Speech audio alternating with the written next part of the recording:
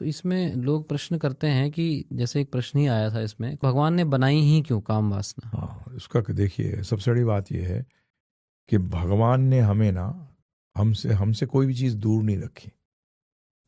नहीं तो हम भगवान को दोष देते कि भगवान मैंने तो चाहा था कि मैं भोग करूं और भोग की सारी वस्तुएं आपने हमें प्रोवाइड नहीं करी। तो भोग की परिकाष्ठा है मैथुन क्रिया।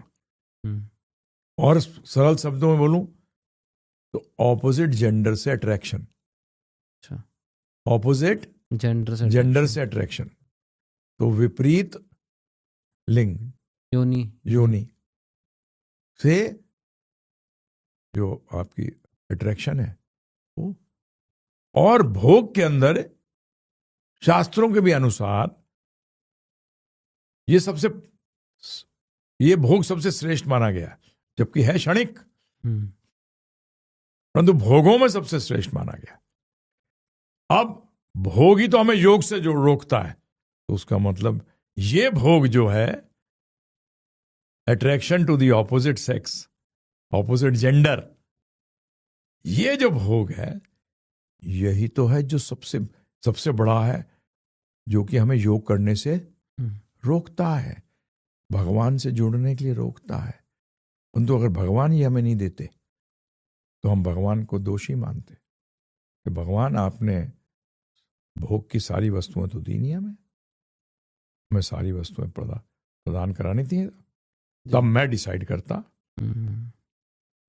क्योंकि फिर भी मन के अंदर बैक ऑफ द माइंड में रह जाता है जी। तो इसलिए इसमें भगवान का दोष नहीं है। भगवान ने जो कहते हैं ना, दो योग ले ले या भोग ले ले, जो तेरी इच्छा है कर। क्योंकि रिश्तों में जबरदस्ती नहीं होती। तो इसलिए इस बात को समझिएगा, भगवान ने हमारे सामने सब कुछ रख दिया और ज्ञान भी दे दिया कि क्या सही है और क्या गलत है। अब अगर आप गलत करना चाहें तो गलती तो आपकी है। तो जब कोई ब्रह्मचारी में असफल हो जाता है तो क्या उसको मतलब स्पिरिचुअली डाउन माना जाता है कि गिरा हुआ है ये व्यक्ति, या ऐसा कुछ? नहीं है, शुरू में चलोगे तो हमारे गुरु महाराज भी कहते थे, शुरू में चलोगे तो गिरोगे तो हो ही जी। बच्चे को नहीं देखा कभी?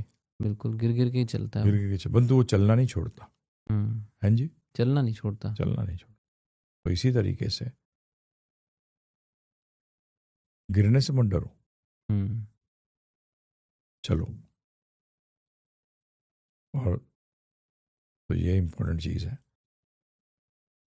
अरे गिरते तो जो घोड़े पे सवार होता है वही तो गिरेगा जी। घोड़ा ही नहीं चलाया उसने कभी, तो क्या गिरेगा? तो इसलिए गिरने से, फेलियर से डरो मत। कोशिश यही करो कि उसको दोबारा रिपीट ना करो, प्रायश्चित हो गया। ठीक है ना? अगर आप प्रोसेस में लगे रहे तो हमारे गुरु महाराज श्रील प्रभुपाद जी कहते थे, कई बार पिछले जन्म के कर्मों के अनुसार तो ये कई लोगों को कंट्रोल बहुत इजी हो जाएगा, कई लोगों को ब्रह्म में आचरण करना मुश्किल होगा, आत्मा का आचरण करना मुश्किल होगा, कईयों को आसान होगा, क्योंकि वो पिछले जन्मों में करता आया है जी। करना तो पड़ेगा।